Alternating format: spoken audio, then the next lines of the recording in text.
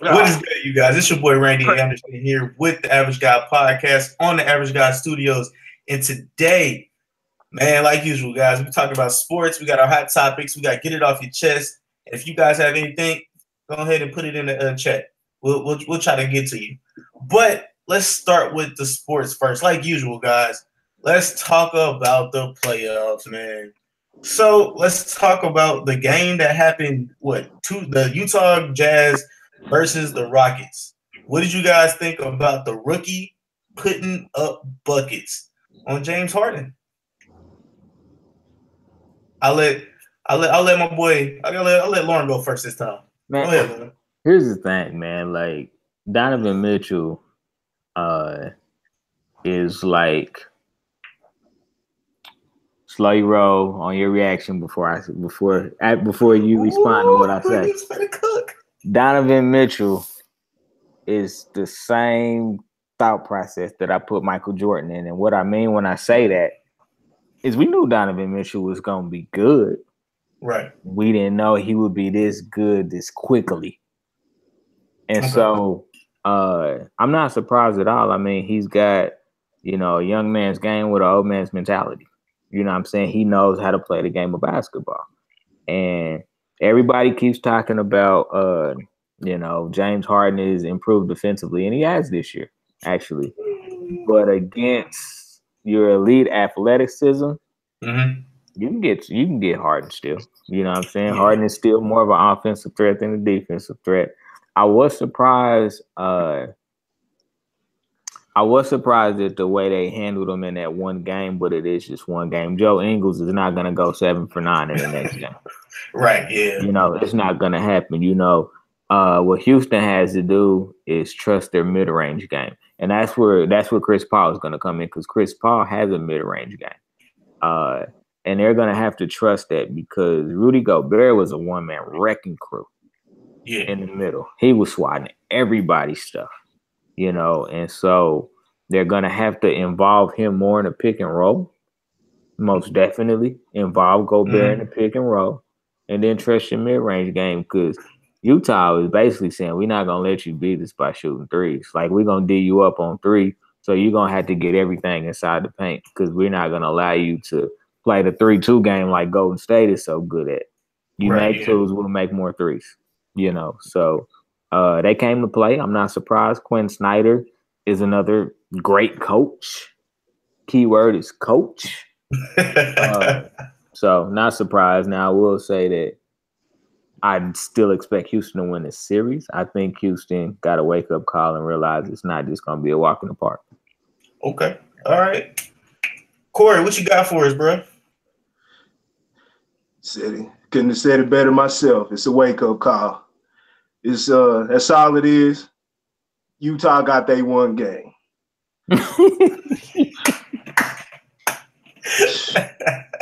Utah got their one game. Yeah. It's over now. It's over now. They about to empty the bank on them. I can't put it any other way. Yeah. Like you said, Joe Ingles isn't gonna go 7 for 9 every game.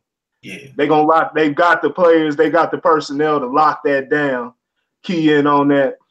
Like I said, for your Rudy Gobert is always gonna be a beast in the middle. He's always gonna be a disruption as far as on the defensive end. But for your Gobert, you got Clint Capella. Clint Capella can wake up just that easy and shut things down in that middle. Chris Paul, mid-range game. Chris Paul's mid-range game is legendary. It's what he's known for. One of the main things he's known for throughout his career. So, I've been wrong pretty much on a lot of stuff this playoffs, which is good, because that means we're having a unpredictable playoffs finally. The last 3 or 4 of them have just been completely predictable. You know it's going to be Cleveland and Golden State. And you could pretty much tell who was going to win each series, and wasn't a lot of blowouts, wasn't too competitive. So this year, we've had a lot of surprises. Shoot, I didn't think Utah would even make it past OKC. I thought OKC would magically activate their star power and go to work, but star power outside of Carmelo Anthony. I knew it was coming. Watching, you know what I'm saying? Hey, but nah, it's I think it's over. The fairy tale ride is about to be over for Utah. They got a bright future. If they keep their core together, yeah, they got a bright future. But 3 games in a row, 4-1 Houston. Okay. All right. I can agree with you on that. But I'm telling you now, next year, if they hit that pick and roll perfectly, because they got one ace dude over there that can throw up lobs all day to Rudy Gobert, and that is Rubio. And if Mitchell can do the same thing, oh, it's raps, coach. That pick and roll will be nasty because you don't know where it's coming from because you got 2 dudes that can do it. And then Mitchell, his offensive game is crazy. So with all that being said, I might give them one more. They might be able to scratch one more, maybe. Maybe it's possible. It's highly possible. If James Harden ain't cooking, hey, it's a toss-up. But yeah, I'm giving the Rockets this one. And now let's move over to Hold on. The lottery is possible too. Oh. I wanted to say one thing. What's up? The Kobe factor in the NBA is fierce. Really? It's fierce. Do you hear everybody talking about what Kobe been saying to these players? You know what I'm saying? I mean, Giannis, Donovan Mitchell. Who else was talking about they talked to Kobe this year? I think it was Drake. Kyrie. That's who it was. Like the Kyrie factor is crazy, man. Like, I mean, I think that I even underestimated what he would do after the game of basketball. I mean, he won a damn what do you win? Was it an Oscar? Oscar, yeah. Won an Oscar for a series, and now just what he's doing with the players to really kind of teach them a competitive mentality when it comes to going up against the greats, man. Shout out to Kobe Bean, man. Shout out to Kobe Bean. Yeah, he's got his. I think it's an app or something like that. Yeah, it's an app or something. And I know what you're talking about. So I can't think. I'm not gonna advertise what network it is, but because hey, we small time now, but hey, we on the cover. But that's big facts. But it's called Detail. It's a little thing called Detail where he breaks down his I'll co-sign Kobe though. He breaks down his best games and some of the games throughout the playoffs. So yeah, I checked it out last week. It's pretty good. Okay, all right, but yeah, shout out to Kobe for that one. Yo, man, he's put a stamp on a lot of people, and a lot of people have been actually showing that they might have what it has. They might have what it has, or have. I know what I mean. Goddamn it. But let's move over to today's game. The game that came on at 5:00 that I did not see at all. So the Cleveland Cavaliers and Toronto Raptors. So the question I want to propose to you guys, is he really the king? What's up, guys? King Pitch here. Oh, what's up, Jameer? Hey. What's happening, man? How y'all doing? What's up, boss? Man, look. This is what everybody in the East was afraid of. Was the others coming to play. Hey, Jameer, can you turn your that stuff in the background down? Oh, yeah. Hold on. Yeah, everybody was worried about the others for Cleveland. No, everybody knew LeBron was going to get his. You know what I'm saying? Like, that wasn't a shocker. Kevin Love had 31 points tonight. Yeah. He had 31 points. I think Jeff Green had 16. So what you're starting to see is contributions from other people outside of LeBron. Now, I will give LeBron is in Toronto's head. It's obvious. He is in their freaking head. Yeah. And so the series is over. I give Toronto one game. I'll give them one game because something tells me that one of these games, Cleveland gonna fall asleep. Corey saying no. He said, "Get out them brooms. Get out them brooms." Break 'em But out. yeah, man. I'll tell you what, man. I was cool with the Spike Lee thing. You know what I'm saying? When the players would come to New York and Spike would talk all that jazz. Mm-hmm. Drake, go have a seat, dog. Oh, we gonna talk about that after this. Go have a seat. Pretty please do it for me, man. Go have a seat. That series is over though. It's over. It's whether or not it's 4-1 or just a clean sweep. Yeah, it's over. I mean, here's the thing. It's gonna cost Dwayne Casey his job. Yeah. It's gonna cost Dwayne Casey his job because you can only have so many great seasons and lose in the playoffs to the same doggone team before they're like, well, I guess we're gonna give somebody else a shot. One thing I will say, to take it a step further, LeBron ain't leaving Cleveland. Oh, he owns the East. Why would LeBron leave the East? He owns. The only way LeBron leaves Cleveland is if it's a team in the East. He's not going to the West. I'm telling you now, it is not happening. If he goes to a team, it's going to be a team in the East. He owns the East. He's going to be in the East until he retires, or until somebody knocks him off his throne. One of the two. And right now in the East, I don't see it yet. Maybe in 2 years. I could see in 2 years, depending on what the rest of the Cleveland team looks like. Somebody having the ability to knock him off. But he owns the East, and there's absolutely zero why he should leave. All right, Jameer, I'll let you go ahead. Go. What was the question about LeBron Cavs? Yeah, LeBron and the Cavaliers versus the Toronto Raptors. What was your thoughts? Yeah, that right there. I can't believe it. That Indiana gave them better competition than Toronto. Like that last game was last night. I mean, this game was a blowout. Yeah, it was like the other team didn't even matter. It's gonna be a sweep. It's gonna be a sweep. I'm like, man, at least y'all can tire him out or something by the time he get to play the Sixers. But now he gonna be all fresh and rejuvenated by the time even if we even make it past Boston. It was like I wanted him to be tired by the time he got to us. Now he gonna have like 2 weeks off before the next round. Well, that's 2 sweeps. Corey, you up next, bro. Give us what you got, man. So it was is he the king? That was the question, right? Oh, I mean, it doesn't matter, but you know what I'm saying, because everybody says he's the king. So yeah, just give us your opinion on this game. He's the king of today's league. You know, yeah, he's the king of today's league. He's not his airness though.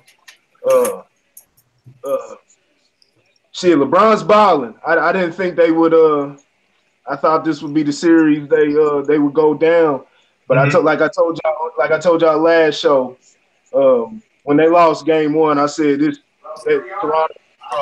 That was serious when they lost game 1. I was serious when I said that. All those little games like that, like game 6 of last series against Washington, that was a big game for Toronto because those are usually the games that they don't close out. On those road games also, they usually carries all the way to game 7 with them. Mm-hmm. So I felt that, maybe there's just a chance the teams mentally gotten over that hump. And I saw that, and I knew that game 1 was very, very crucial against Cleveland, and they dropped it in the final minutes. And they did the same thing today. Fell off in the 4th quarter. It's over. It's a sweep. Damn. I didn't want to have to be the one to do this, but it's crazy. Let me go ahead. Let me go ahead. All right, guys. So just turn the heat up just a little bit. It might get hot in here. Going to game 7, which I mean, and this is pure hatred right here. That's where this is coming from. This is coming from the pure hatred of my heart. And I got a cold ass heart. I can respect that. Yeah, this is going to Game 7. Like, I'm just hoping that the Raptors can do what they got to do, but they need to buckle down. Take this king out, man. He ain't no king no more. Well, see, here's what happened. Don't give a great bulletin board material. Don't give a great bulletin board material. Everybody was like, oh my God, they got Anunoby and they got all this length, and now all of a sudden they got a LeBron stopper. Ain't no LeBron stopper in the league. There's not a LeBron stopper in the league. There was one. Who? They had him last year. I forgot what is it, James Jones? Who? John Jones. Was it? Jason Kidd. Who? Oh, but he retired. My bad. There's no LeBron stopper in the league, man. There's not a LeBron stopper in the league. You may have somebody that actually gives him a little bit tougher defense that bodies him up a little bit better. Right. But there's not a LeBron stopper in the league. So you gave him bulletin board material, and this dude is shooting freaking 20 feet, 18-foot fadeaways on everybody on his squad. 18-foot fadeaways. I ain't talking about 12 feet. 18 feet fadeaways on everybody. It was terrible. It was bad. But 41, 13, and 8. All hail the king. All hail the king. All hail the queen. All hail the queen. But what's up? Just one question. Yeah. Hey, and I was having to see. Y'all know I don't fuck with LeBron like that, but I am objective and I'm unbiased, so I give credit where credit's due. And I was having this debate last year when KD went to Golden State and everything, and they won their championship. And you had these niggas right here talking about KD is number one. He's the best now. He got the MVP of the finals. So they saying he done passed LeBron up, and I kept telling them. I'm just wondering where them guys went. I ain't heard from them in a while. Those are what I like to call bandwagon fans. But Lauren, if you got something to say. Nothing to say. I know where they went. Back to LeBron. All right. So let's talk about the game that's in process right now, guys. And it is the 76ers versus the Boston Celtics. And I just want to say real quick before we start off this, the 76ers were ahead by 20 plus. And now the Celtics are back. They are leading 86-82. So I will let Lawrence go ahead and start off with this one. So I'm not surprised that Boston is coming to play. I'm not surprised Boston is competing by any stretch of the imagination. This is a series. This is an interesting series because you have a great coach going up against a young up-and-coming team. And Brad Stevens is maximizing, and he's shown year after year after year for the last few years that he's since he's been in the league, he's shown that he can get the best out of all his players. Right. He's a very analytical coach. He understands what his players do well, what they don't do well, and he puts them in the right position to succeed. Was it Brett Brown? That's the coach of the 76ers, Brett Brown, right? Yeah. He's a good coach in his own right. And while he's got his team to buy into trust the process, this is a scary series for them because for as good as you are, basketball is at the end of the day about X's and O's and about execution. So you can have all the talent in the world, and if you can't execute, you're not going to be a part of a winning team. And so he has to kind of scale back a little bit and actually find adequate competition, make sure his guys are competing every night and it not just being about star power. He's got to get his team to play. All right, Jameer, Mr. 76ers himself. Yeah, I agree with everything that Lauren said. Only thing is, Ben Simmons, he only just shot 2 shots this game. He only got 1 point. So he need to do something. But Boston, they're that coach. He's a good coach. And then if the Sixers can't beat them this year, next year they're going to have Boston don't even got all their players. So next year they're going to have Kyrie Irving back, then they're going to have Hayward back. Because we can't beat them now. I don't know. We're going to have to get some help this summer. we need to take them out. 2 shots in 25 minutes. Yeah. So I'm not sure what he's doing. I'm not sure if he's scared to shoot or what. But he be having games like this, and the Sixers, they be having games where they be all throughout the year they was blowing big leads. So I thought they got over it in Miami, but nope, it ain't over yet. All right, Corey, you up next, bro. Go ahead, give us your take. Ben Simmons just isn't aggressive enough. That's the problem. That's been the problem. That was the problem last series. I mean, they won, but you just saw at times, as I was just watching, he's just not aggressive enough.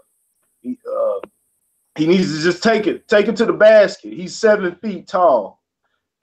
Whenever he darts to the basket, he gets the ball, whips it, takes it to the hole. They can't do nothing with him. They can't block him. I mean, who's gonna stop him in the paint? They're sound defensively, but I mean, Horford. If he takes it to Horford, you really think Horford can shut him down? You know what I'm saying, at the rim? So I don't know. Yeah, that's true. He need to be more like that, aggressive. It comes down to that, but I sound like a broken record talking about Boston. Once again, it's Brad Stevens. Brad Stevens is just an amazing fucking coach, man. That's all I can say about that. But yeah, Ben Simmons, 2 shots in 25 minutes. That's unacceptable. That's completely unacceptable. I don't care what there's no excuse. I don't care what kind of defense they're putting on you, what kind of game plan they're coming with. There's no excuse for that at all. Nah, he's better off being 0-10 and missing all of his shots and putting up more shots than being 0-2. But part of that is, and I said this on the last podcast, part of it is the Joel Embiid factor. Like Joel Embiid, like while he was out, like he really built a reputation for himself as a talker. He talks just as big as his game is, and Ben Simmons is more reserved, and so that's the difference between him and Magic Johnson. Like Magic Johnson was very, very charismatic when he came into the league. You know what I'm saying? Like he wasn't, just being a quiet guy. Like Magic Johnson took a leadership role from day one, and said that this is my team. I'm going to lead my team. And I think that Ben Simmons has his game is very similar to Magic's, especially right now since he doesn't have a shot yet. And he's got to say, this is my team. Joel, I'm going to make sure you get your points. Let's get in this gym together and practice, because they can be a lethal 1-2 combo. Lethal. Yeah. If they actually learn how to play, if they actually learn each other, they can be a lethal combo. Yeah, they gotta be healthy as well. You always gotta let that be in there. They gotta be healthy. Yeah. Very true. So man. All I'm saying is the Godfather. By the time his tenure is over with, they will call him the Godfather because that great coach, Boston. Y'all most likely will take it. And I am gonna lie to you. Some of y'all 76ers fans is fickle. All right, my Uncle E. y'all talking about he playing like a bitch, bruh. Y'all was just riding this dude. Look, not even 2 weeks ago. Like this dude is the greatest. This nigga is the next LeBron James. Come on, y'all. Y'all can't be so fickle. All right. And off to this next thing. Let's talk about the Drake thing, man.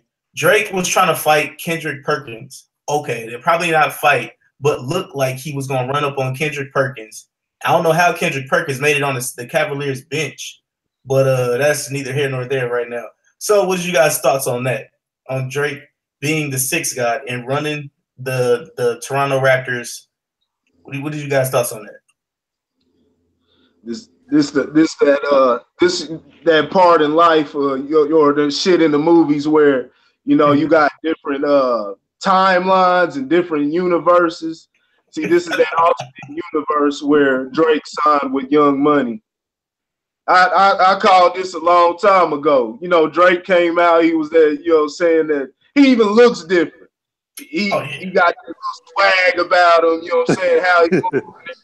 He's comfortable. You remember he was real vanilla. You know, hey guys, you know that kind of dude. But nah, he joined up with Young Money. He got that sauce on him now, so he feeling himself.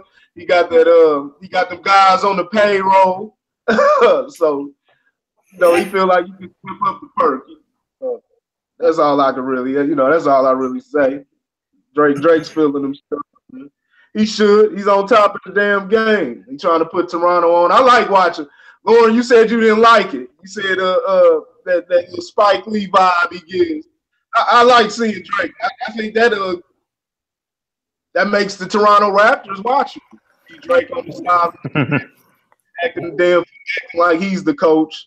So yeah, it's hilarious at the same damn time. And then yeah, fuck Toronto though. All right, Jameer, go ahead. Yeah, with I don't know. Maybe they need to give Drake the ball or something. Let him get him play in the game. I don't know because I don't know. I don't know if Drake want to be fighting old Perkins though. Perkins is a big guy. They signed Cleveland. They said they signed Perkins just for the purpose of his leadership and locker room. They said that he won't actually play. So I'm glad you told me that because I was trying to figure out how in the entirety of Flex did he get there. I was like, how did they finesse that? But then I was like, yo, it's LeBron, so I understand. All right, Lauren, what you got for us, man? Bring us your knowledge. Jack Nicholson, Spike Lee, and now Drake. Just your diehard fan that has got the money to get front row seats, courtside seats, however you want to call it, and they gonna heckle. I'm not even mad at Drake for heckling, but there comes a point where you just need to go sit down and be a fan. Like, you don't need to be chased, especially Kendrick Perkins. Kendrick Perkins ain't got nothing to lose. Kendrick Perkins got picked up so that if Cleveland makes it to the finals, they got 6 fouls. Yeah. That's why Kendrick Perkins was picked up. It ain't no locker room leadership because Kendrick Perkins ain't never been a leader. They got Kendrick Perkins for 6 fouls. He is an enforcer. John Chaney. Yeah. He's just an enforcer, man. Drake, like I said, man, I appreciate Drake's devotion to Canada, man. I appreciate it. You know what I'm saying? You know, he's supposed to go hard for his hometown. But there comes a time and place where, you know, you heckle during the game on the sidelines.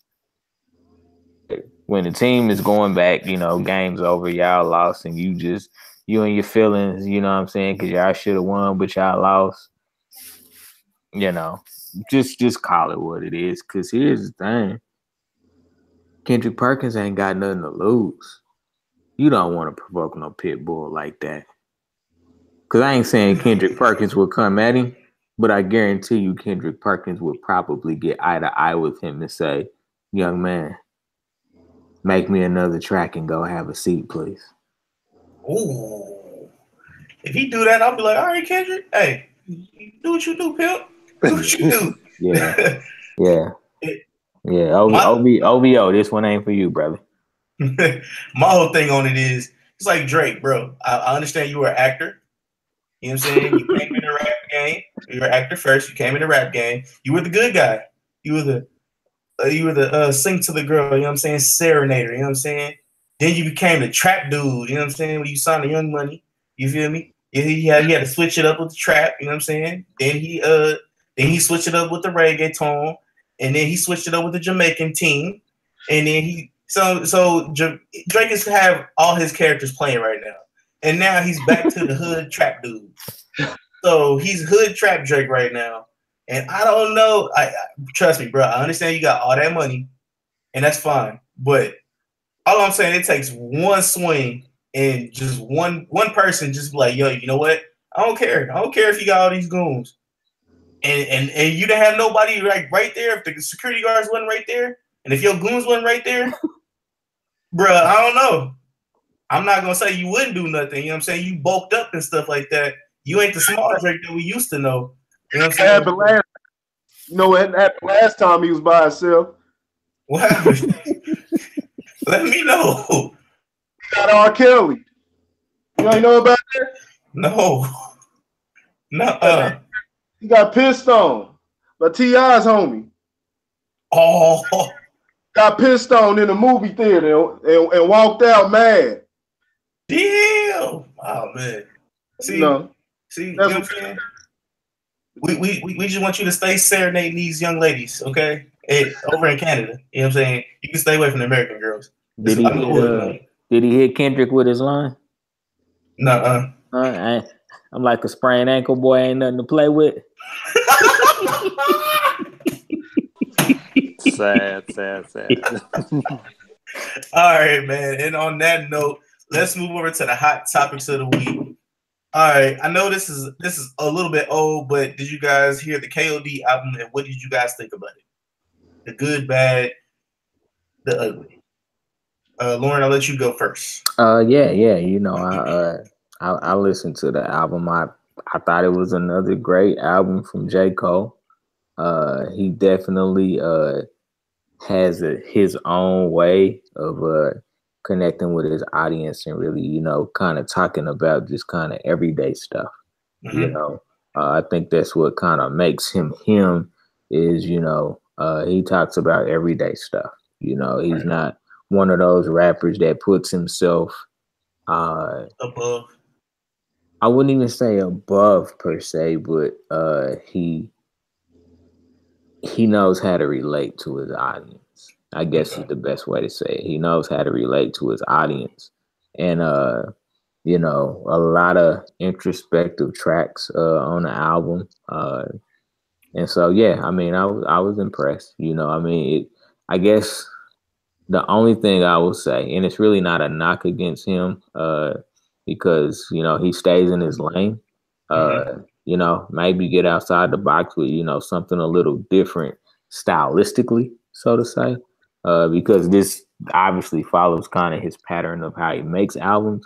But when you just talk about what rap is now, it's missing content. You know, it's missing, I won't say a connection to fans, but a connection to the struggle. There's a difference.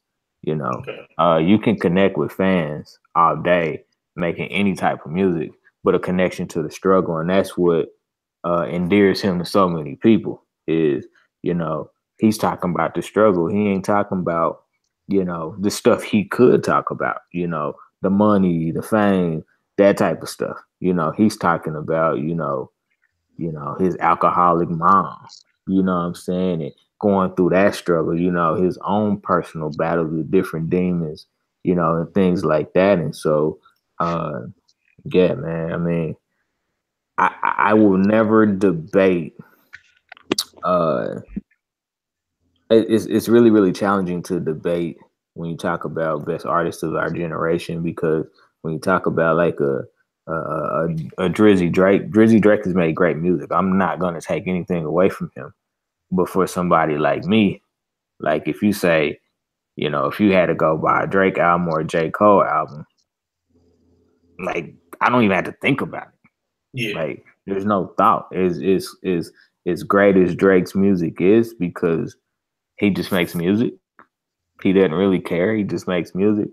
You know, it's Jay, you know, somebody like a J. Cole or Kendrick, you know what I'm saying, all day. You know, so another great album. I had no doubts that it was going to be a great album. And so, you know, it's definitely worth the listen, and not only to listen to it, but to dive into what he's saying, because if you dive into his lyrical content, I mean, even if you ain't struggling, you can feel him. Mm-hmm. You know. All right, Jameer, you up next. Actually, I can't comment on this one because I haven't listened to it yet. All right. The album. Yeah. All right, Corey, you on next? What you got for us? I never got around to it. I haven't got a chance to hear all the songs on it. Okay. Yeah, I gotta come back. It's what I heard though, a couple tracks I did here is his single with the ATM, and then it was another track I heard. But Was it 1945 or something like that? more coming more to today's style, I guess, to appeal to today's audience, but still delivering his message. So that's all I hear. That's all I've heard so far. I need to get around, check it out. But yeah, sounds like it's a solid album though. Like I said, it sounds like it's a different change for Cole. Yeah, it really is. All right. I don't know how everybody else listens to consumes music, but when a new album comes out that piques my interest, I have to listen to it in 3 different ways. So I listen to it through the speakers. I listen to it through headphones, and then I listen to it like a car or something like that.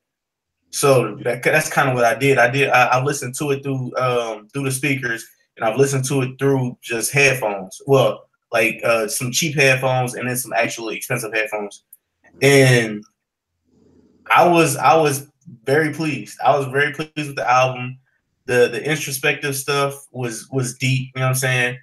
The visuals for ATM meant a lot. Especially some of the darker meanings of it. Like a lot of people really wouldn't pick it out, but when I first seen it, I was like, "Yo, that's crazy." That is crazy because a lot of people aren't going to understand a lot of what he's saying, especially the younger generation. But that was good. Kevin's Hart was crazy because he was talking about himself in Kevin's Hart shoes. So the video was okay, and I guess the little diss to Little Pump or whatever his name was, Little Pump, the 1985, that was good. That was a good song too. But all in all, the visuals were great. J. Cole's doing his thing still. But it was a great album. Great album. All right, the next thing on the hot topics list is, all right, man. I want to take care of this one before we get to the deep one. But Kevin Hart's homeboy for 15 years was the one that was trying to extort him. And so he set him up and extorted him. And he tried to get 15 million from him, yo. What is the bro code, man? What is the bro code now? So, what is you guys' thoughts on Kevin Hart getting set up by his best friend of 15 years? Always the people closest to you. Always the person closest to you, especially at that higher level of fame. So many people that Kevin Hart has been taking care of that depend on him, and he comes from Philly, so there's a lot of guys from there that depend on him. And I always said these niggas is only as loyal as they last meal. Yeah. So yeah, it's always the person close to you who knows what his motive was or what set him off to do it, but yeah, it's the same thing it always is. Can we think of it? It was somebody else that just got Little Boosie. Little Boosie found out that his own brother was stealing from his account. I think it was probably a year prior to that. He had accused the bank and found out a year later it was his own brother. The singer Selena, it was her own. I'm right, was it her accountant, I believe? Something like that. But yeah, it's always the person closest to you because they got access to your world. They see everything, how everything maneuvers. So they know when to strike at times. So yeah. Yeah, that's very true, man. Watch the people around you and stay on the signs. There's always signs. So Yep. Jameer?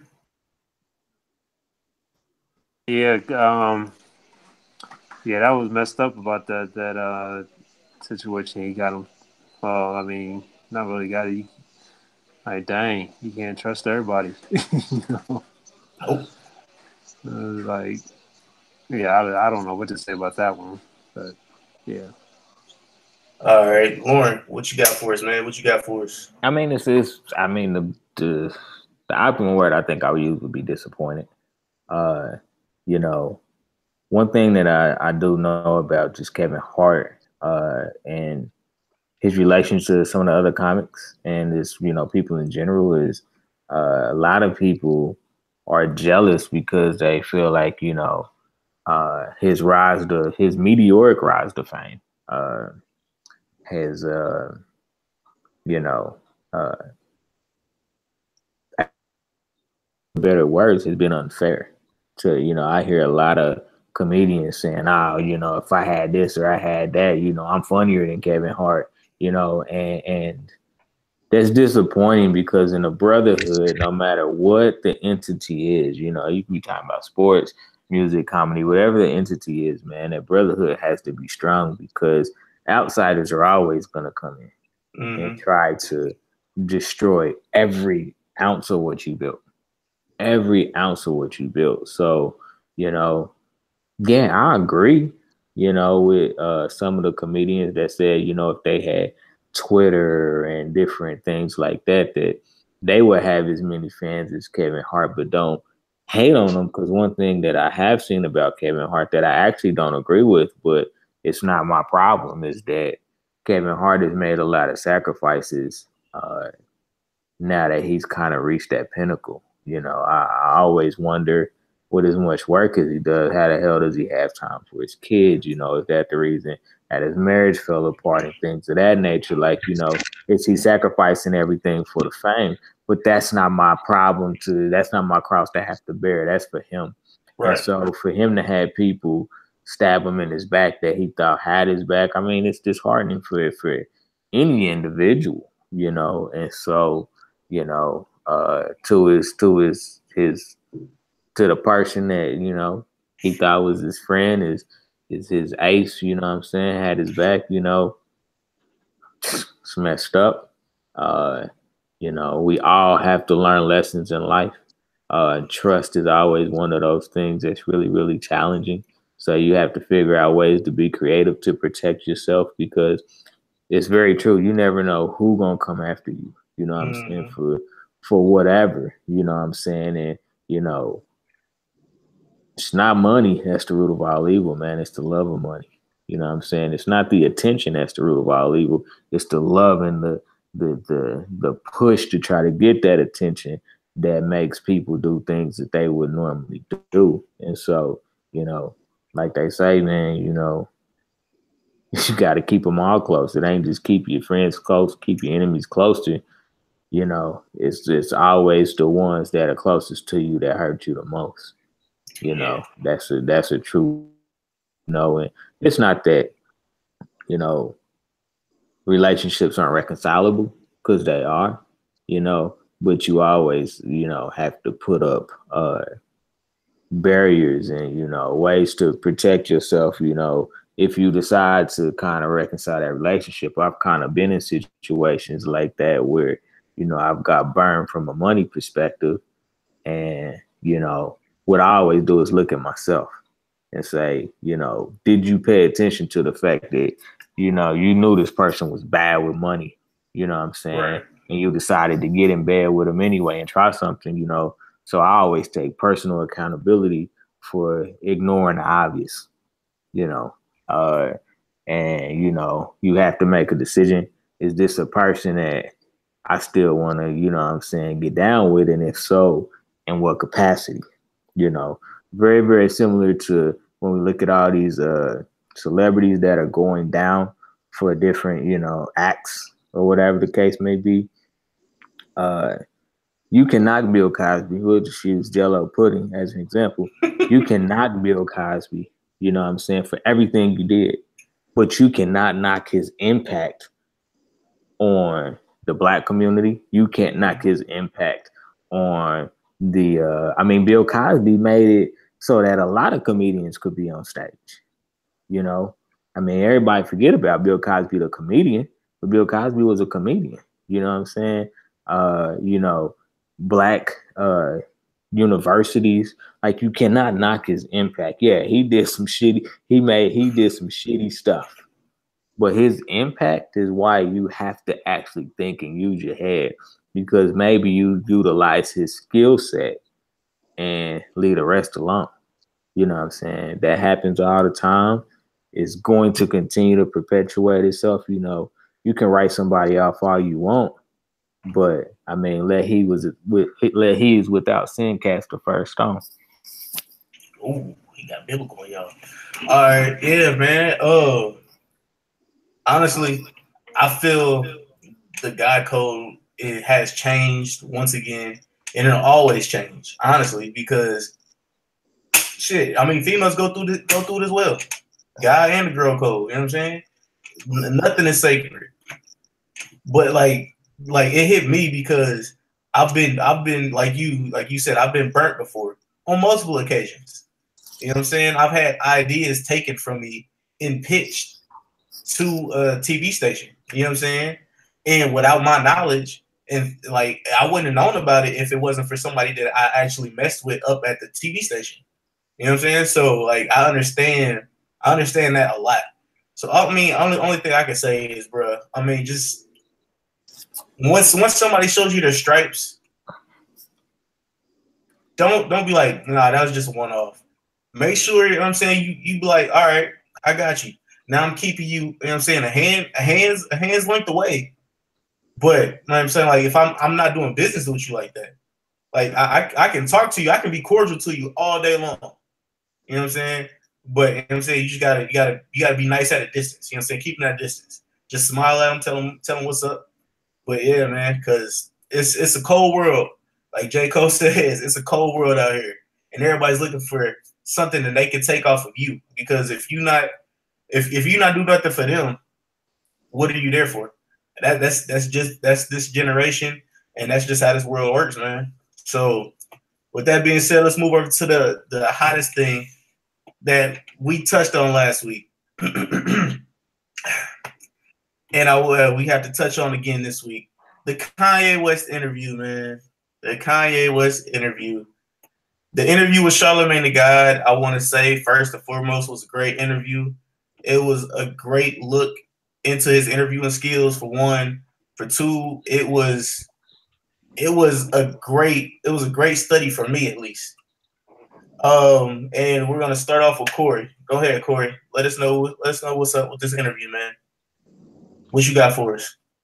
Kanye's crazy. Kanye's out of his damn mind.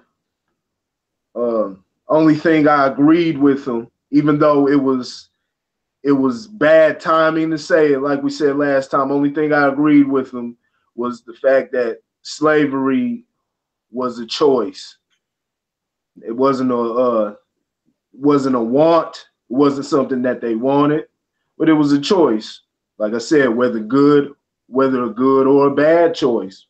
Like I said, they may have made the wrong choice, but it was a choice. But other than that, just I can't co-sign the things with Trump. This is all for album sales. It's all for album sales. But he's giving us something to talk about. So you can't knock that. You know, get your money while you stir up a conversation, people to something for people to stew over. Everybody's talking about him. You've seen his name all over headlines. So he's got the press going. He knows exactly how to do that each and every time with these rants. But as far as he's trying to be accepted by something that will never accept him, in my eyes. Will never accept him. He can talk about all the love he wants to talk about. Think about how many leaders of the past have talked about love. They've shown love. Shown love. He's talking about why don't we try something? The definition of insanity is doing the same thing over and again and expecting a different result. So why don't we try something new? When have we ever exhibited hate? We exhibit disdain for the situations, the stuff that we go through on the daily, that we see and that we've gone through in the past, and how it's affected this generation of today. but we've never shown hate. You don't see a bunch of us going out killing white folks and things like that. You know, we say we don't agree with Trump. We don't like Trump. We don't rock with him because Trump does things. He sides with people. It's the people that he surrounds himself with and their history and what they're affiliated with. That speaks volumes.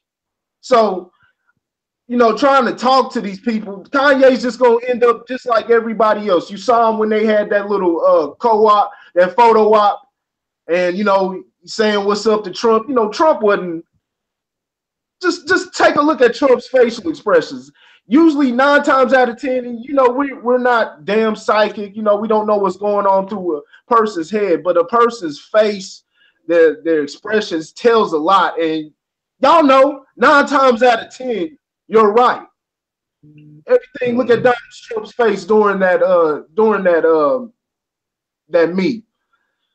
You know, Kanye's trying to get acceptance from everybody. He's blaming everybody for this and that. Just ranting. He's all over the place. He needs to get himself together. He needs to find himself.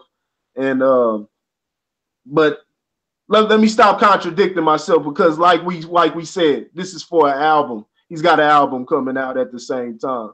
Hey, now that the TMZ interview was fucking hilarious. Oh, I fell out of my seat when I saw that whole thing. Hey, I was on opioids, y'all. I was on opioids. Y'all did this to me. Y'all called me fat. I got liposuction. I was on opioids. Now I'm on 7. Like, my nigga, what are you talking about? Yeah, man.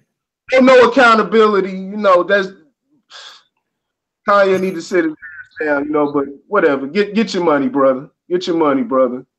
Get your money. All right, Jameer, you up next. Yeah, the Kanye West.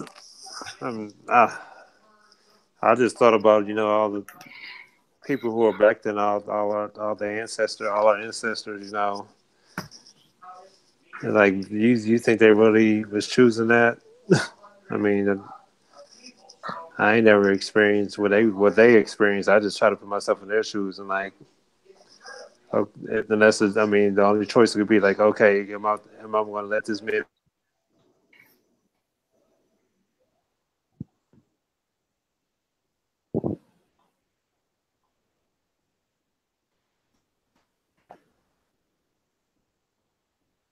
You cut out.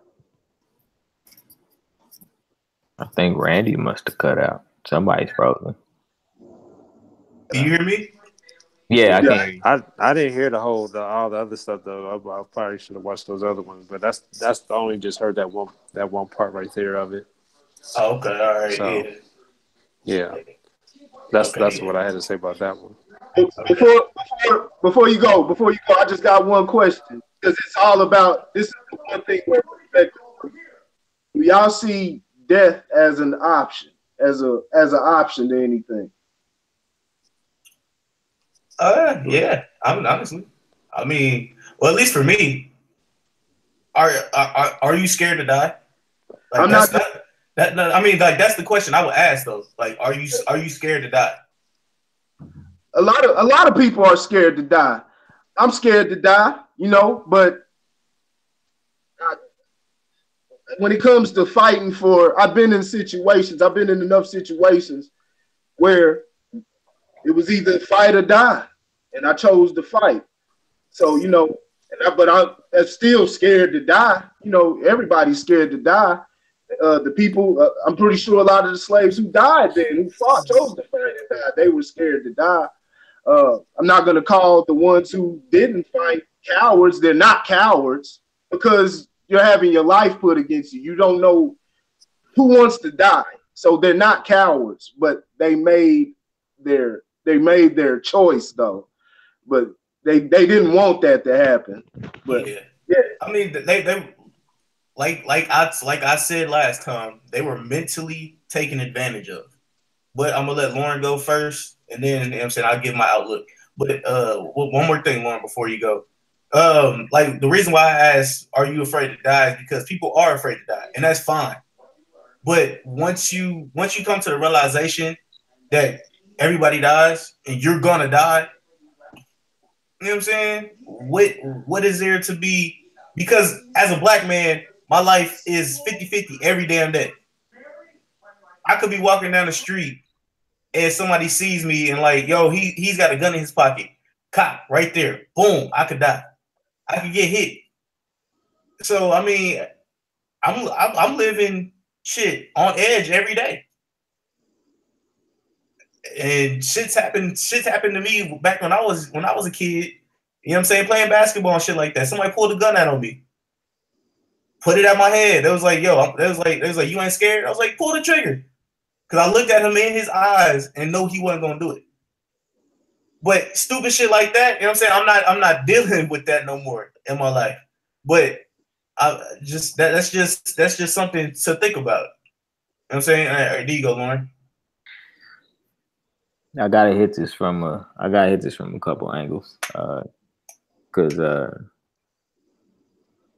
I listened to the full interview and it's all interpretation, kind of what you take out of it. So the first part I'll talk to is I guess mental illness.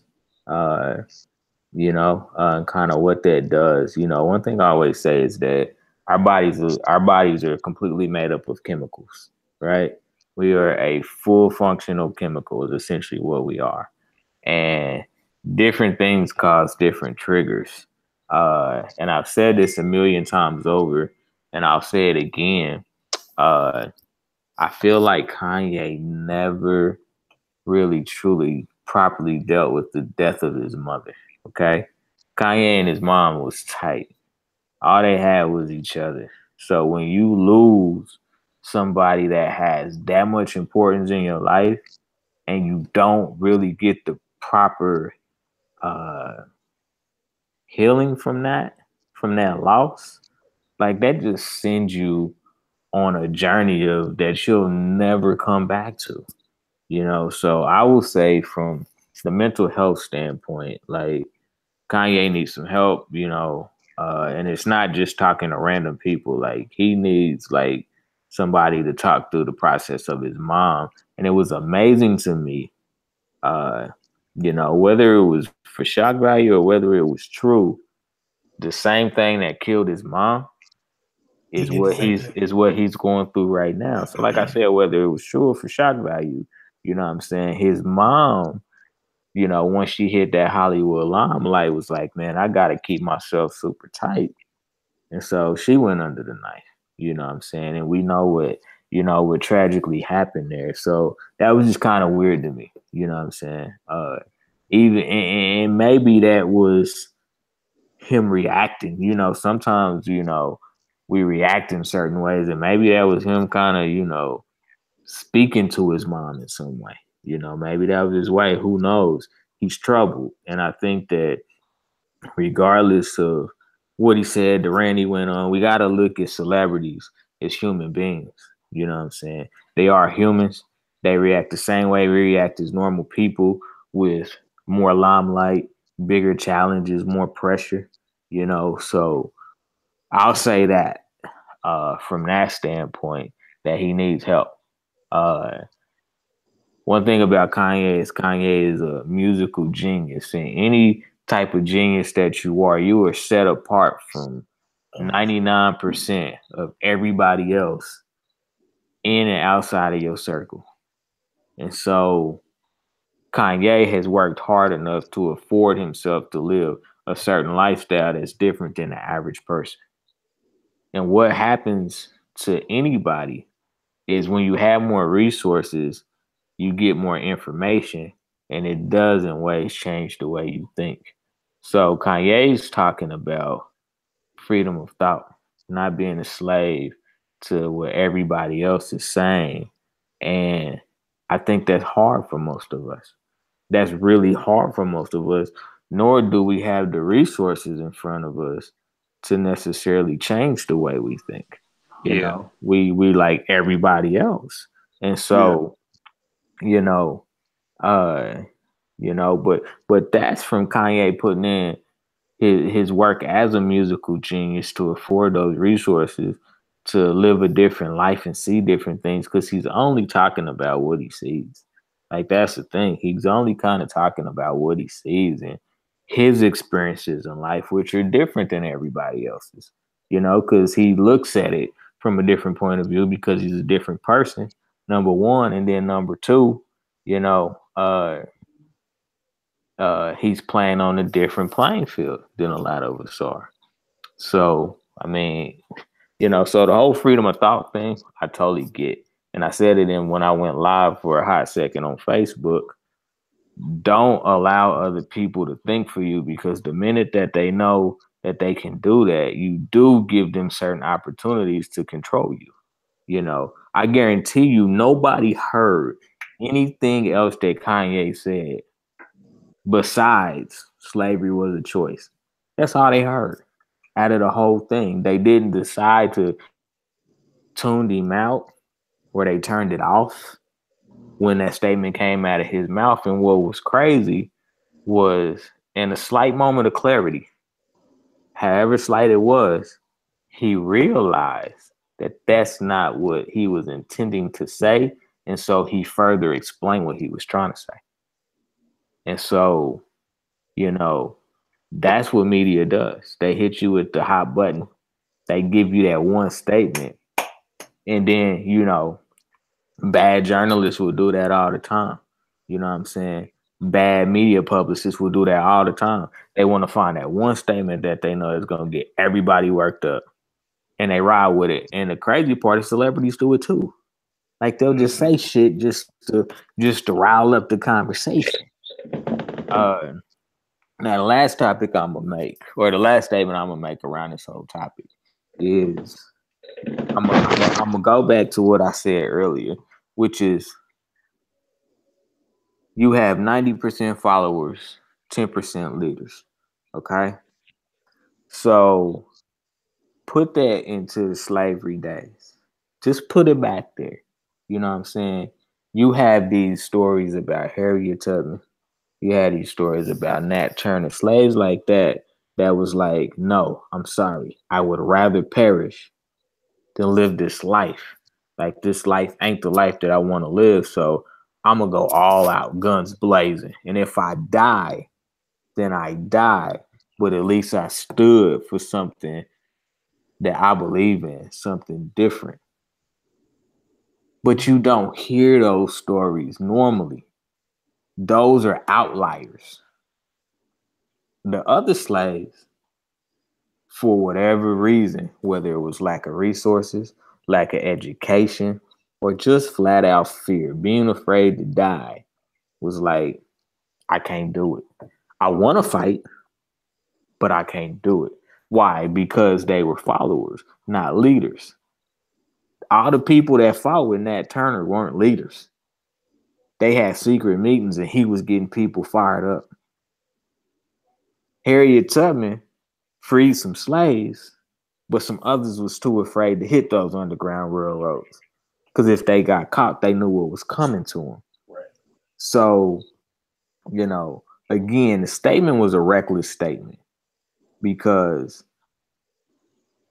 if I lived in slavery, how the hell am I supposed to know what I would do? I don't, because I wasn't there. So I can't sit here and say slaves was some punks and some pussies because they didn't fight. You know, maybe them fighting was just living so that as normal parents, their kids can have more than what they had. Maybe they was just being parents. You know what I'm saying? And saying, I want to be here for my kid. You know what I'm saying? I don't want to die and leave my kid without a father, without a mother. I mean, they've been stripping us as black men away from our families for a really, really long time. And so maybe some of them men was trying to do everything they could do just to keep their families together. So I won't allow his reckless statement to cloud my judgment and say, okay, well, you know, Kanye's right. Nah, he's not right. He shouldn't have made the statement. But the statement came out of his mouth. He backpedaled. You can't fix it. You know what I'm saying? You can't fix it. And the whole thing with Trump, who cares? Like for real. That's the part that really gets to me because Kanye had made a statement in Tim's interview, and it's very, very true. Rappers was glorifying Trump before Trump became president. That's very because true. Trump was a businessman, and they were businessmen, and so they would talk about Trump all up in their raps. And they didn't know his history. Right, right.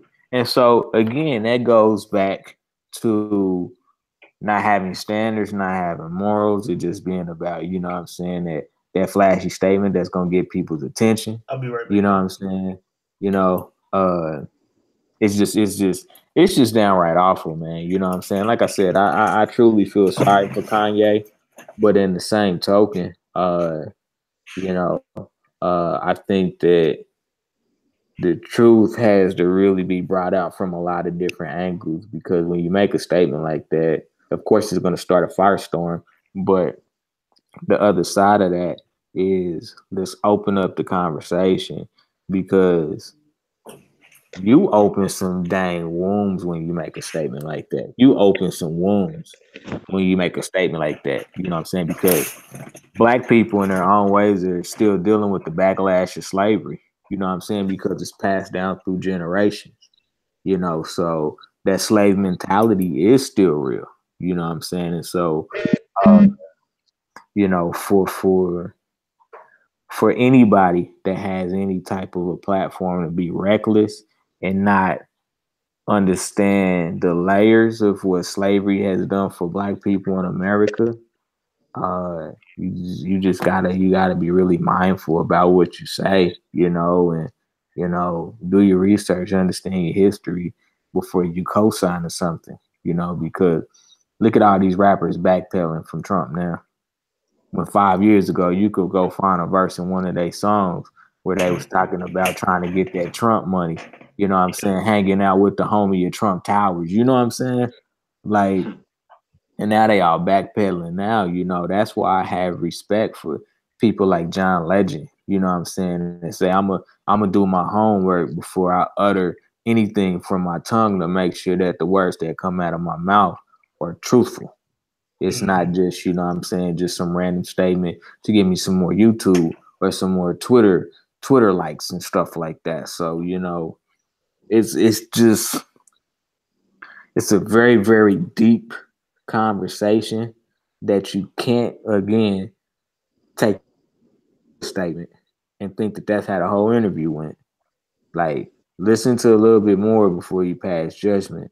And then number two, like, at least open the conversation up in your circles. You know what I'm saying? I mean, we talked about on last podcast, we talked about on this podcast. I did a live video about it on Facebook, because the important thing is to open the conversation. And you're gonna make people mad. Like, I had a homeboy that texted me talking about, hey, bro, what your boy Kanye? And I said, well, he's kind of right. And my boy was like, oh, man, you better be careful, man, because there's a lot of people in the barbershop and a lot of Black people, man, that would get real mad at you. And I'm like, that's the problem with the barbershop, man. It's the problem. Come on. Yeah, that's the problem. That's the problem with our communities, man. Like, Corey made a statement about hate, you know what I'm saying? And while I could never, I ain't gonna say never, but while I tried to do everything I can not to hate something or hate someone, there is a level of understanding that that person is no good for me. Therefore, I don't need to play in that arena. You know what I'm saying? You could say, you can love white people because you can. You know what I'm saying? God created all of us different, but the truth of the matter is some of them you can't play with. You know what I'm saying? You can't go up to Trump and try to change Trump. You ain't changing him. Right. You know what I'm saying? He is who he is. So don't even try to bark up that tree. But empower people. That's the power. That's why empowerment is so important, because that's how you build allies. You empower people. You know what I'm saying? You make them feel like they're actually a part of something. And what a lot of the snakes do is they do that exact thing, and they get you in. Then they flip the switch on Yeah. And that's why you gotta social. This is why the internet. This is the one bad thing that's bad about the internet is people form opinions based off of somebody else's opinion. They don't do the work for themselves. They go find an article on Google and be like, "That's facts," and I'm like, "Nah, that's not facts." Right. You know what I'm saying? Like, do your research. You know what I'm saying? Understand the intricate details of it because some of the stuff that we still support as a community is scary that it's destroying our communities and adding more layers that we have to fight through just to get a peace. Like, we don't understand that. Like, we over here fighting for a peace and we allowing a lot of different things to come in and just make it harder for us to get that little bitty piece. Like I said, man, I wasn't mad at the Marcus Garveys when they was like, we gotta build communities with our own resources. Marcus Garvey never said we will not deal with people of other colors. What he said is that we have to have it so that when they shut us out, that we still got to end and we don't need their resources to survive. That's the difference. See, you get a lot of these black businessmen that say, I only mess with black people. And that's stupid. Yeah. Because you will not build strong communities, strong economic communities only dealing with black people because sometimes we just too effing cheap. Right. That's for true. our own good. But what we have to do is we have to say, let's get our money, funnel it back into our communities and educate.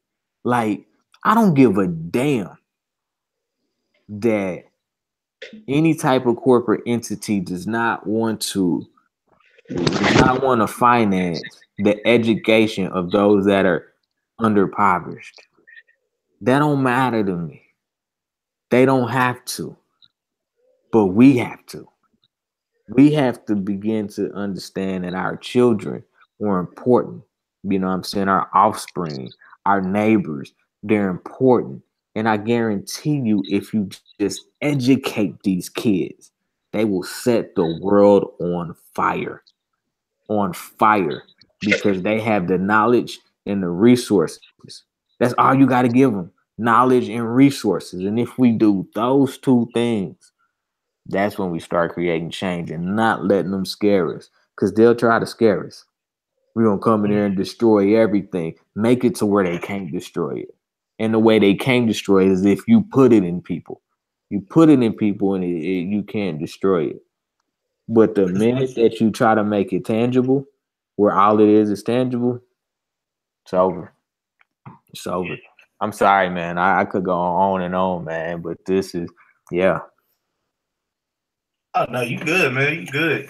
Yeah, like I actually love what you said. That shit, planting that seed. That's all we're here for, honestly. To watch our young kids grow. You know what I'm saying? And I mean, I ain't even got kids right now, but I do put like positive thoughts because positive things, positive and negative, it all is in the universe. You know what I'm saying? You put out negative, you're gonna get negative in return. You put out positive, you're gonna get positive in return. So I mean, that's all I'm trying to do is put out like positivity to kids. You know what I'm saying? Like, yo, if you take an L, bro, it's just a learning lesson. You know what I'm saying? And like, don't get me wrong, I do mess with my little cousin Vincent. I love him to death. And like I do sometimes be like the fatherly figure. You're like, boy, stop crying. You know what I'm saying? But I'm doing it with compassion. And like I'm also giving him positivity. I'm not just trying to put him down like that. What you trash. Now I may say you trash, you know what I'm saying, but he knows I'm playing around. And I'm always putting positivity after I'm saying you trash. You know what I'm saying? But yeah, man, that's all we trying to do, man, is push positivity, honestly. Because you put negativity in the world, that's what you're gonna get back, negativity. You know what I'm saying? But back on the thing, the Kanye West, like this will lead over into the get it off your chest. But during our last week's podcast, when we were talking about Kanye West, I had posted the clip If you haven't seen the clip, I'll toss in the link. It'll drop up there somewhere. But yeah, if you haven't seen the clip, watch the clip. The person the person who's seen the clip was like, I don't agree with y'all. Y'all don't know what y'all talking about. Da da da da da da da da. And so I was like, so I texted him back. I was like, okay. I mean, if you have an opinion, that's cool. Like, you can come on the podcast. I have no problem with you coming on the podcast and letting us know what you thought was wrong of what we said. And he blocked me. So my whole thing was, I was like, yo, it's no point to block me. You know what I'm saying? If I'm giving you a platform to let you speak your truth. Now, if that's a bad thing, I don't think so. But you know what I'm saying? What people will talk tough behind the camera, or no, not even behind the camera, behind a phone, before they'll talk tough behind the camera or in front of your face. So I mean, I just thought it was terrible, because I was like, honestly, all the stuff that you said, we had all touched on multiple different things last week. Not even last week, Tuesday. We touched on multiple different things that eventually came out in the news the next day.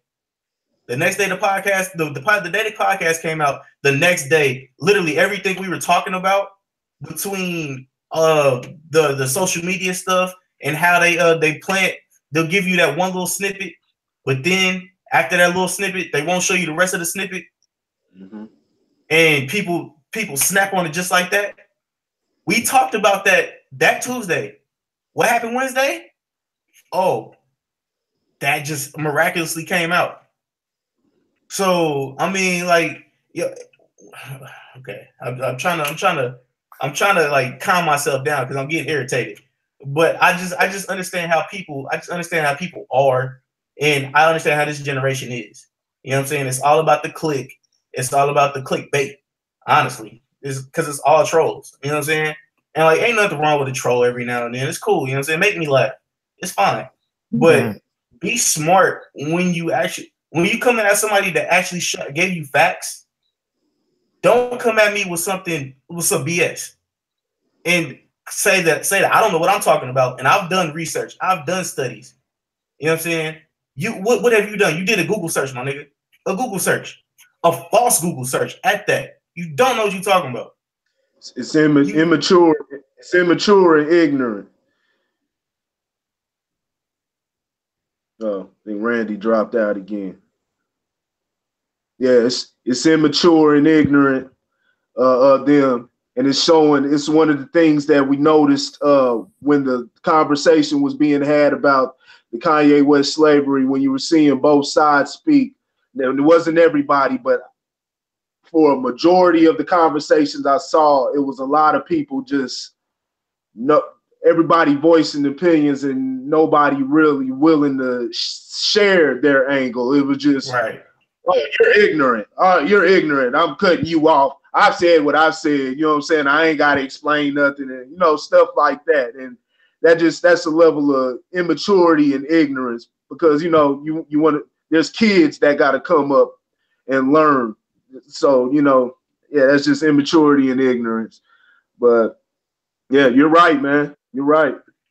I mean, we about to start getting off your chest. But the last thing I gotta say, before you try to come at anybody with false facts, make sure you look at what they say all the way through. You know what I'm saying? Don't just take a snippet and be like, oh, you don't know what you're talking about. What are you talking about? Actually do your research. Look at the whole clip. You know what I'm saying? Actually go and research it if you got to. You know what I'm saying? Look up the whole clip. Watch the whole clip. Spend that little 25 minutes. You know what I'm saying? 25, 35 minutes maybe sometimes. If you have that time, do that. If you don't have that time, I understand. But before you jump out the window, know what you're talking about, bro. Before you jump out the window. You know what I'm saying? And we're gonna get it off your chest real quick. But like one more thing, and this is gonna be my get it off your chest. Yo, bro, if you're not cutting off Yeezy brand anything, don't talk to me. If you're talking about, oh, we not supporting Kanye, or oh, we cutting off Kanye on all his music. So what about his clothing brand? What about his shoes, my nigga? You got $800 shoes, bro. $800 shoes. And you could have spent that on your kid. You could put that on your rent. But nah, you gotta have the fresh Yeezys, bro. You know what I'm saying? You gotta look good for the bitches with the Yeezys. You know what I'm saying? It's the same thing with the Jordans. Same reason why I don't wear Jordans, bro. It makes no sense. If somebody's not helping you in multiple different facets of your life and he's taking money from you and your kid in the way that you could live, right. $800, bro, for some damn shoes. Hold on. Jordan. Hold on, man. Jordans is some classics now. Hey, got the bread, dog. Hey, go ahead and get you some Jordans. Hey, ain't no sneakers look as good as some damn Jordans, man. Hey, and then Jordan came out with some cheaper Jordans. He's like, shit, y'all can't afford the Jordans. I got the Jumpmans for you niggas. And you know what they did? They clown niggas rocking Jumpmans and Team Jordan. They clown the niggas that came with that. So niggas ain't even, I ain't breaking these hoes out no more. So man, I did all I could. I did what I could. You know, Jordan, like, I ain't the most woke nigga, but damn, I did a little something for you niggas. I clown my shit. So, you know, goddamn. Hey, and that thing about Jordan owning the prisons, now I haven't got all the way down to it, but I do believe there's a possibility it could be another guy named Michael Jordan and not this Michael Jordan. Because I did some research on that. But I haven't got all the way down. It wasn't all the way clear. It wasn't all the way clear when I researched it. But yeah, man, Jordan's, man. Hey, man, hey, go get you a pair. Hey, don't kill your rent and you're still progressing in life. Especially the patent leather joints from '96. Woo, come on, man.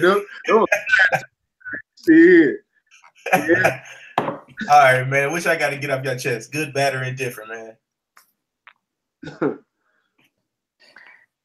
Man, good grief, man. This is golly, man. See, Kanye, look what you did, man. Jeez. So here's what I'm gonna say. We gotta do better. We gotta do better, man. Like, one thing that I always go back to, and I know it's crazy, but I always go back to it, is we got all this stupid stuff going on in America. We have all these people with influence for money and resources. Why they ain't got clean water in Flint? Still. I mean, like, that's what kills me about America. That's one thing that kills me about America is that, you know, you look at all these third world countries and we put it on our TVs and stuff like that, and you see little Mary Sailor, you know what I'm saying, with no shoes and some, or maybe she got a dress and some soccer shoes on, you know what I'm saying? And we are, oh, that's so sad, you know. That's happening here. That's happening here, man. And, you know, we choose to ignore it for different reasons. And I ain't saying I'm not going to help her, you know what I'm saying? Because I've been in a situation in Mexico where I saw a family that, you know what I'm saying, they had their little toddler daughter out there helping hustle so the family could eat, you know. And, you know, me and my boy was down there and the girl selling friendship bracelets. And I'm like, shouldn't you be at school? Right. You know, but we, you know, so long story short, you know what I'm saying? I said, okay, well, how many, if you can count how many, and you can count in English or Spanish, because I know my Spanish numbers, count it out and tell me how many you got. We'll buy them all. Because she said they were $1. But she counted to 40. And I said, cool. My boy pulled out a 20. I pulled out a 20, gave them to her. But instead of taking them, we said, keep going to sell them. Go sell them to all the other tourists and double your money, you know. And You know, when I look at the and I can, you know, I'm only gonna speak for black people right now. I'm not trying to ignore anybody else, but I'm only gonna speak for black people right now. Take your son, take your daughter, take your nephew, your niece, your granddaughter, your grandson, your kid's friend, you know, your great auntie's friend. Show them how this works. If you have a little bit that you can offer, pass it on. You know, like I mean, we joke about it, and it's funny as shit. It's funny as shit. But we talk about we gonna spend $100 on some goddamn Jordans so our kids can be fly while they in school making D's and F's. Yeah. We're imparting the wrong wisdom on these kids, man. My daughter, she said, Dad, I don't know what to do with my money this summer. And I said, okay. I said, you come home from college, you work, you do your thing. You don't need nothing. You spend 20, you put up 80. Teach those economics to the kids. Yes. Spend 20% and put up 80. That way, when you're done with college, you got all this money. You can actually start your life. You know, these kids end up in debt trying to go to college, trying to make something of themselves, and shame on America again for not just making college fucking cheap as hell. You know what I'm saying? You ain't got to make it free, but make it a whole hell of a lot cheaper than it is now. Uh, these kids get out of college and they already a year's salary in debt. Mm-hmm. You know, and so you know we gotta do better, man. You know what I'm saying? You know, if they giving away free money, man, do what you got to do to get that free money. Scholarships, grants, you know what I'm saying? Internships, like get that free money. You know what I'm saying? Because those are the things that are going to set you up in life. If you don't have that trust fund, which a lot of us don't, we don't have that to pass on to our kids. You know what I'm saying? We weren't born into money. We don't become economically wealthy, but we can impart the skill set and the tools for the next generation to do better. Because what we seeing right now, you know what I'm saying, in a lot of different facets. I mean, hell, it's still basketball and music a bust for us, man.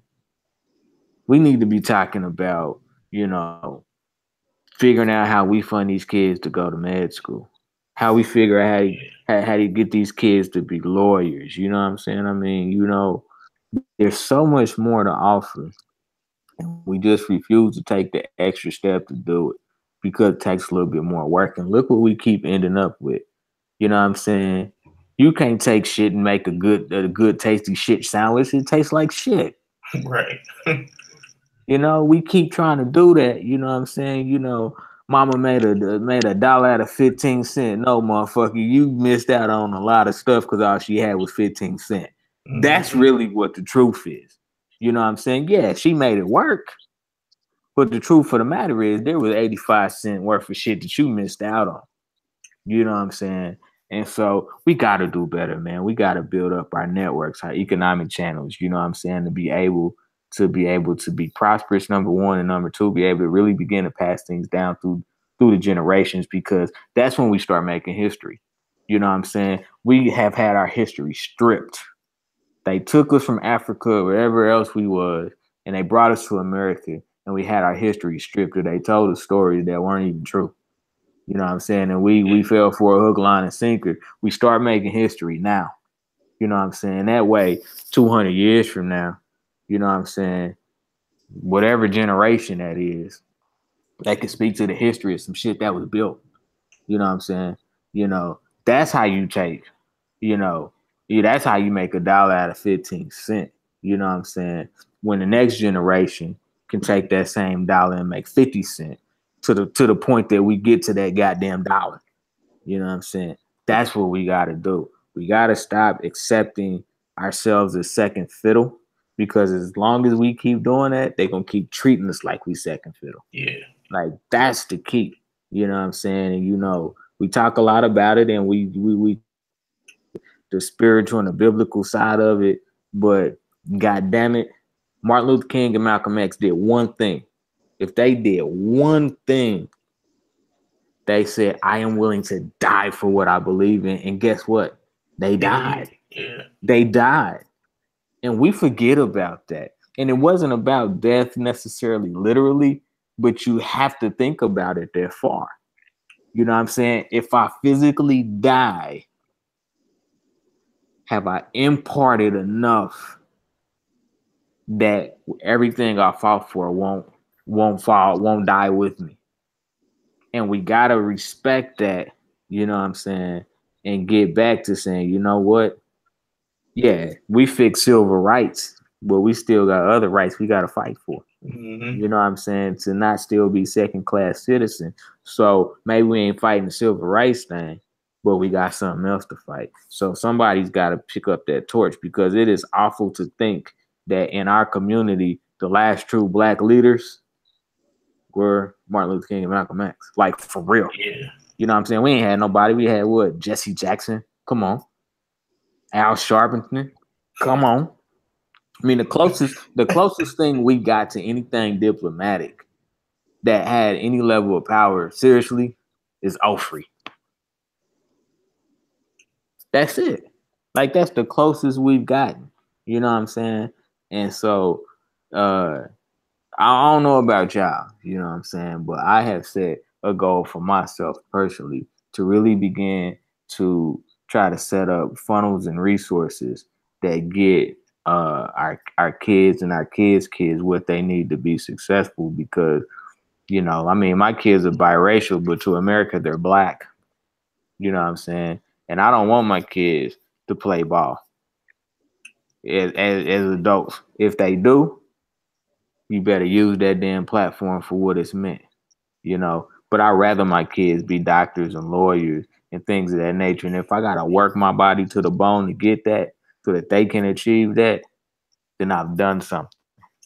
You know, I've imparted something different in my kids that they can impart on their children. And that's how you start to make shit bubble. Because when you look at rich people like the Rockefellers and shit like that, some generation, those motherfuckers work to the core to get their money. Yep. And then what did they do? Don't fuck this up. This is our money. Make it work. You can do whatever you want to do, but keep it in the family. And now look, they powerful. They own everything. And you could take, you know, these Europeans that came over to America with intelligence because they went to school and shit like that, and they learned. They weren't just book educated, but they were educated on just, you know, regular street smarts. You know, how to manipulate people. You know what I'm saying? You know, the power of a firm handshake. You know what I'm saying? Hell, teach your son how to tie a fucking tie. Do that for him. You know what I'm saying? Black boy don't even know how to tie no goddamn tie. Why you want me to put on this blazer? Because it looks nice. It looks professional. Well, I ain't professional. I'm just a hood nigga. Yeah. We got to change the narrative, man. If we don't change the narrative, the Kanye's of the world are gonna be our representation, like, for real. And I no disrespect to Kanye.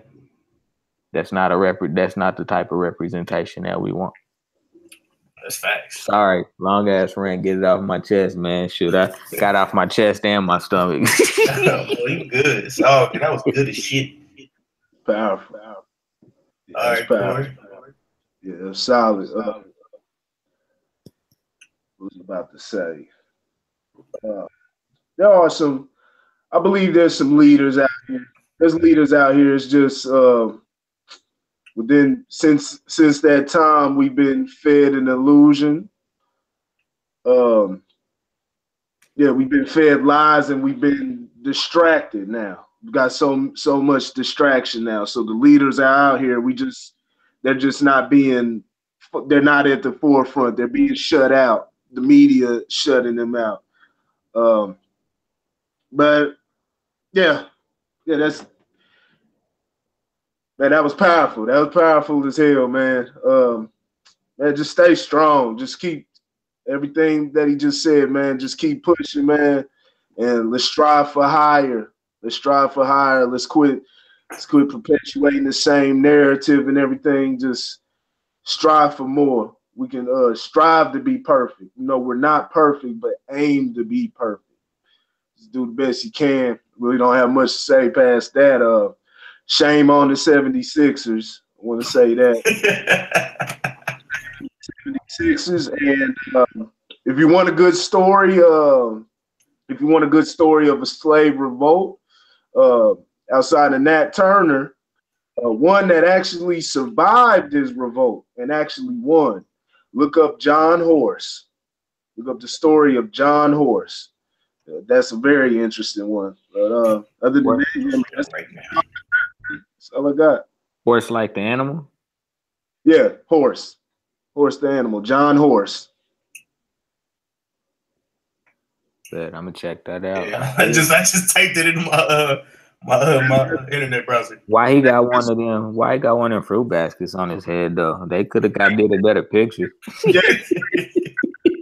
He's weird looking, but he's real weird looking. But he that's one they don't talk about at all. Yeah, that's one they do not talk about at all. Yeah, check that out. That's a story.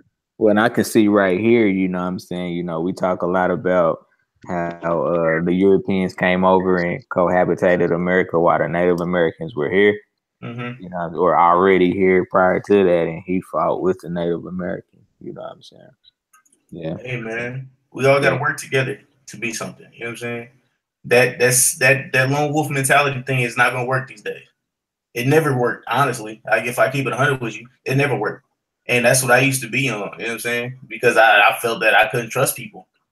But you know what I'm saying? Hey, you're not gonna be able to move far if you only by yourself. And hey, I thought I could because I was watching Batman. I thought The Dark Knight. Hey, you know what I'm saying? And on that note, man, I'm gonna let everybody go. Thank you for watching the Average Guy podcast on the Average Guy Studios. Make sure you like, subscribe, tell a friend to tell a friend. And I need you to go ahead, do me a favor. Go to Grit Sports Media. Go like, check out the page, man. Comment, like, subscribe on that. I need you guys to like, subscribe, and comment on my podcast, the Average Guy Podcast, on SoundCloud, iTunes, anywhere you get your podcast, Stitcher.